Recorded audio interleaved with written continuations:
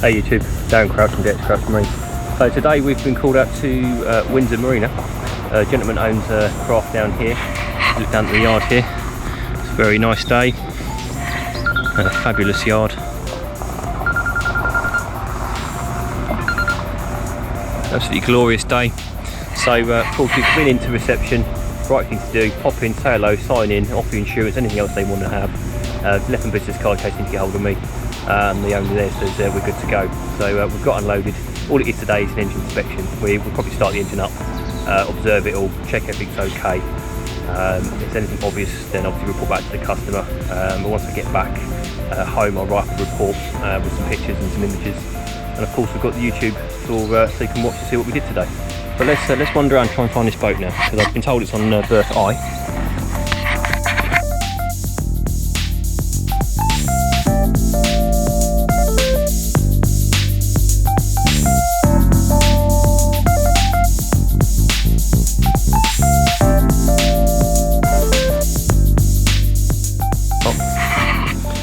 Right, we'll come back in a sec. I'm not climbing up with a camera in my hand. So, with the camera on the back of the boat, bubble up the back cover, first look inside. Boat's in tip-top condition. So I'm going to go back to the van and get myself some overshoes, because my shoes, as clean as they are, when dealing with carpet, you've really got to show some respect. So we'll come back in 2 seconds and we'll get into the engine bay. Overshoes. Got to wear overshoes. There's carpet everywhere. Of course there is. It's a nice boat.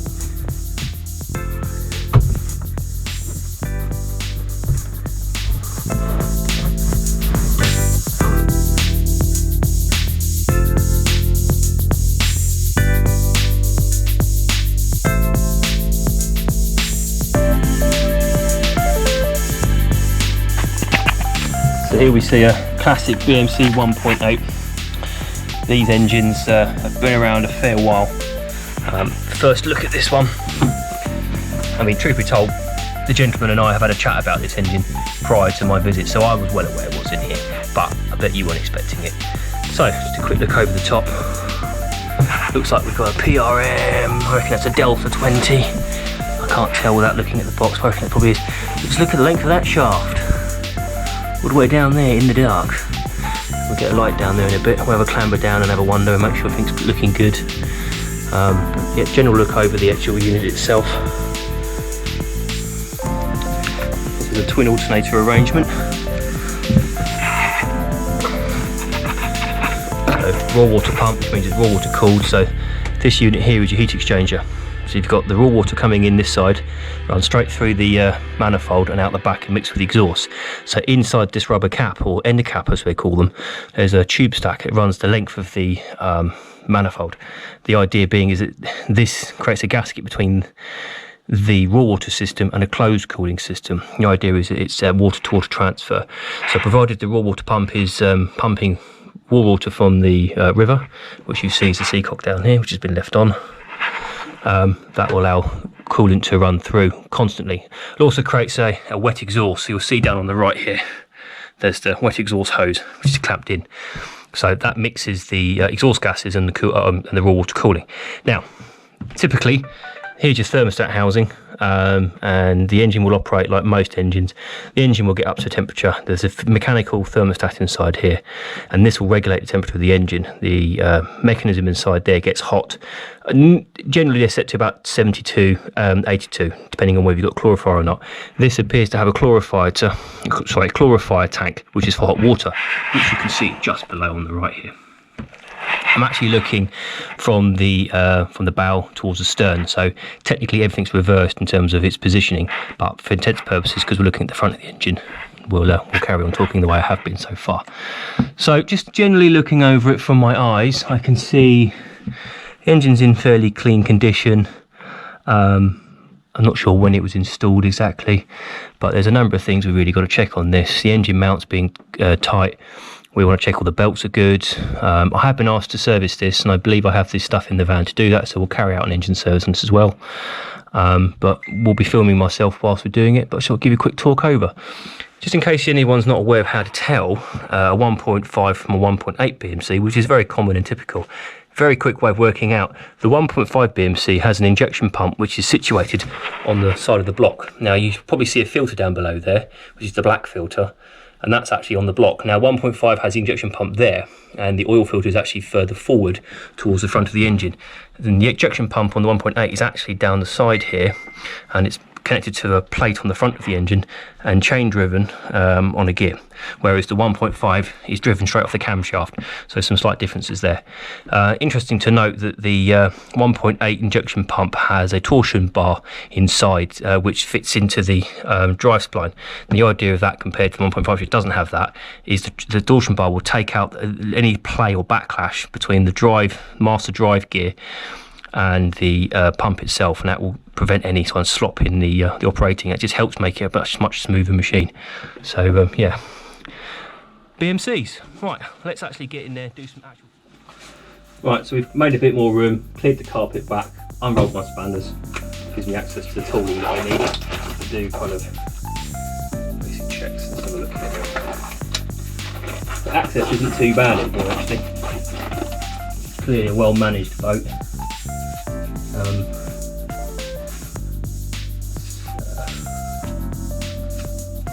Interesting installation.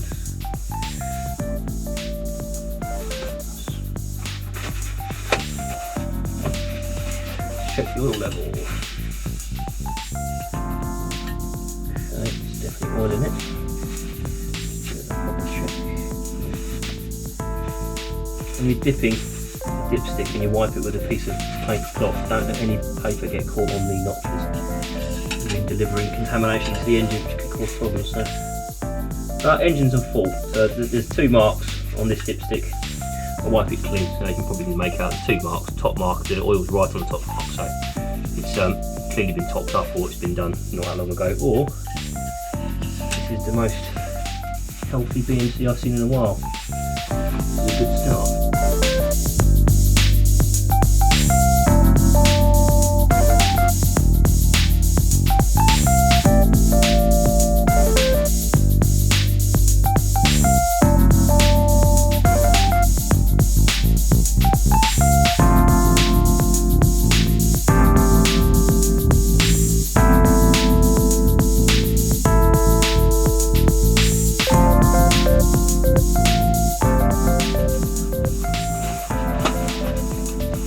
Now you may hear me say drive quite a lot compared to gearbox. Now I don't like saying gearbox on marine stuff because for me, I feel it gives the wrong impression. With a car or a truck or a van, anything that's road given, gearboxes are responsible for you cycling through different ratios, and that's something that you manually change or automatically change depending what kind of system you have. Whereas a marine drive unit, doesn't have interchangeable gears in that sense. They have ratios. So, and that's a set physical thing. You don't tend to change that ratio. Now perhaps there's a different system on a bigger ship somewhere. I'm not familiar with that.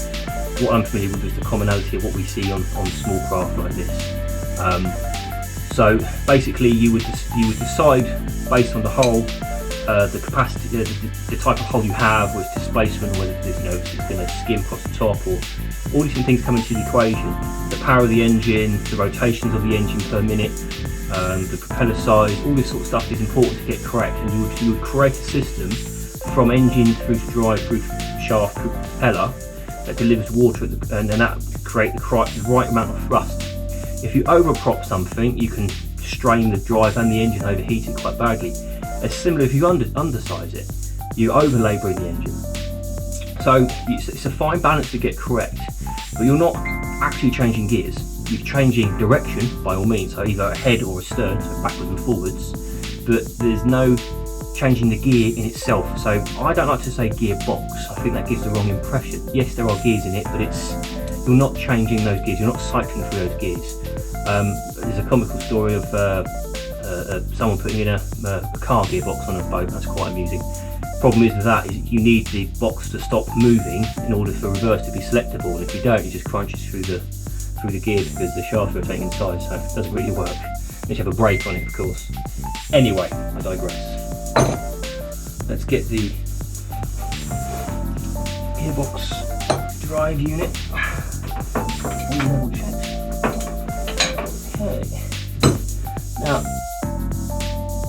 general condition of what I'm seeing here is a clean engine.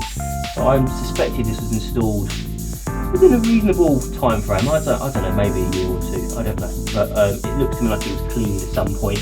I'm wondering if it's serviced both a long time. It'd be interesting to find that out. So,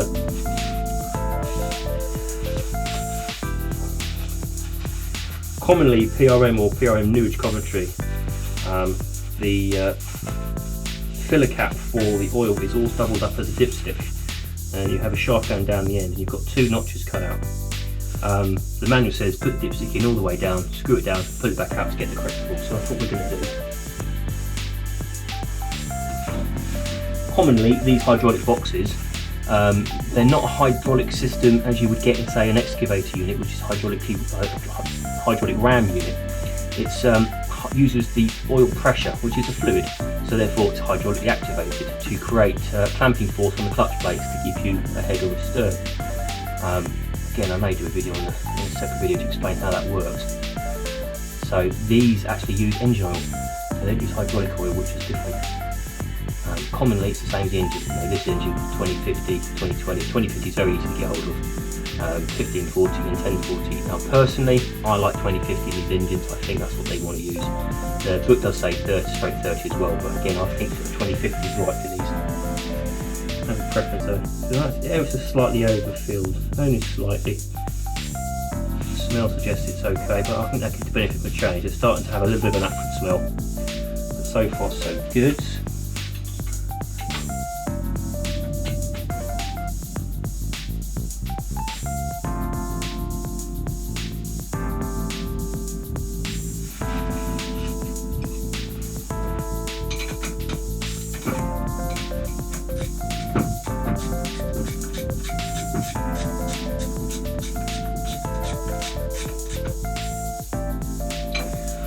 Okay.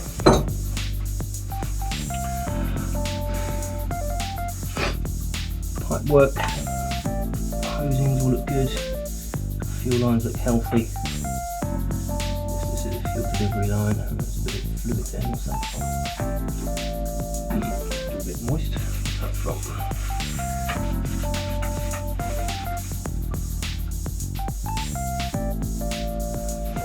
It says 7840, which complies with the boat safety scheme for fire protection. Designed to tolerate certain conditions within the marine world. It's been tested to a certain standard by the boat safety scheme, or rather, they accept it within the frame of what they do. I'm not a boat safety examiner, but the fuel hoses all look good. The yellow ones are quite a posh one. They are, the yellow's just covering.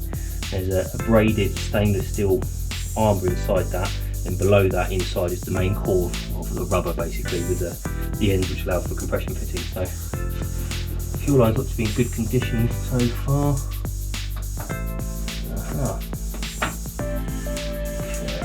Reposition myself here now. Contortionism activated. Let's get these overshoes off. Certainly no purpose now. I want to get my hands on the cut link between the gearbox and the shaft and check to make sure that's nice and tight.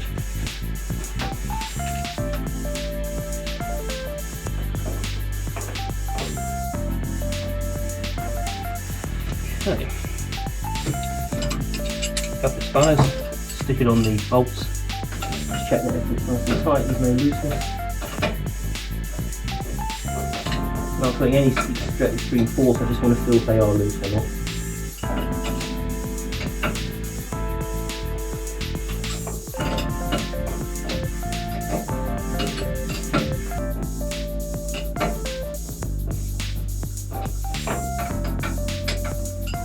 First assess what gearbox you got. If you have one like this which is allowed for free spinning of the shaft in neutral or ahead, or sorry, when it's in neutral allow for free spinning, ideal for yachting apparently. So if you can't turn this, then something's causing that to bind. Potentially the packing down the end is too tight, which needs releasing slightly.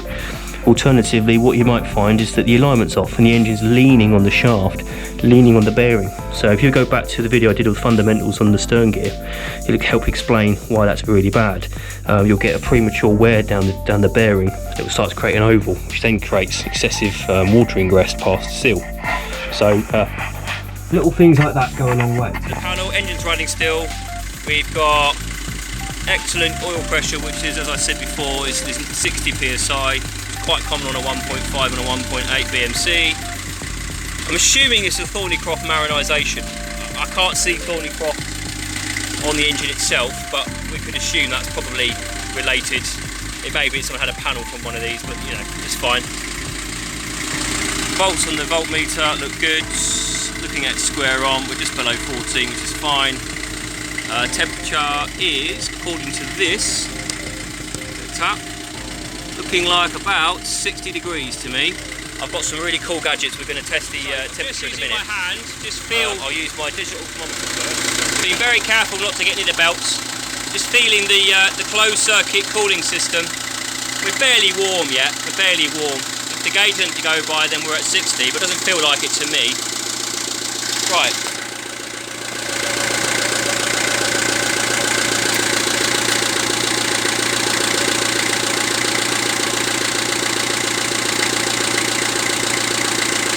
So this is a simple little gadget. It's a digital laser thermometer, so you point and shoot. You get the 2 dots to touch, like going in and out. Go too far and come back, and that'll give you a digital reading. So I'm aiming down there.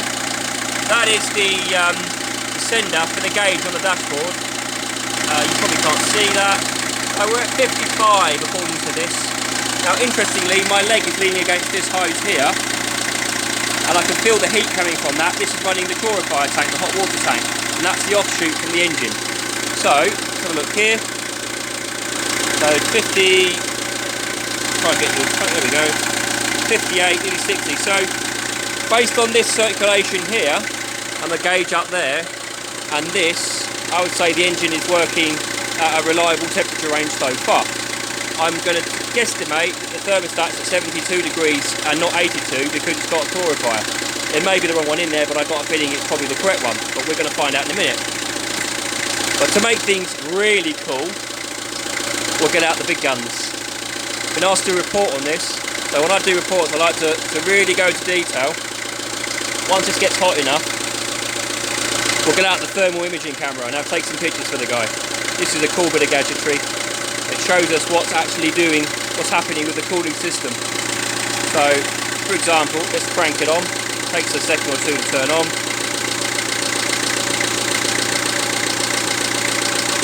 Okay. There we go. As you can see, we've got some heat down on by the injectors. If I aim at the injectors, you'll see that they're running at 60. So they'll be the hottest point on the external because they're creating the combustion by injecting fuel. And they'll be directly inside the combustion chamber, which is in the head, so the heat's going to come straight back up to the injectors. Now, really important to know that if you don't have a decent diesel return line, the injectors will overheat. Diesel is part of the cooling system for the injection system. Right, so let's have a look here, let this settle, come over.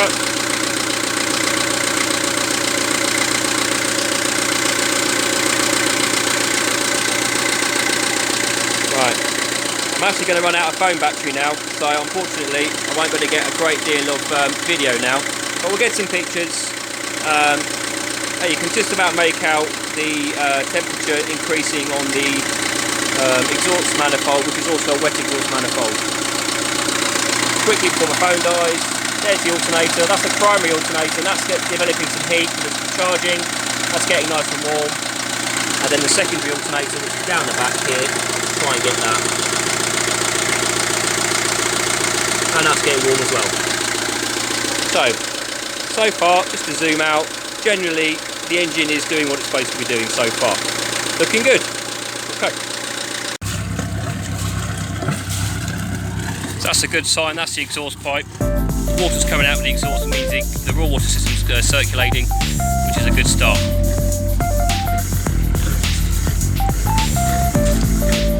So far so good.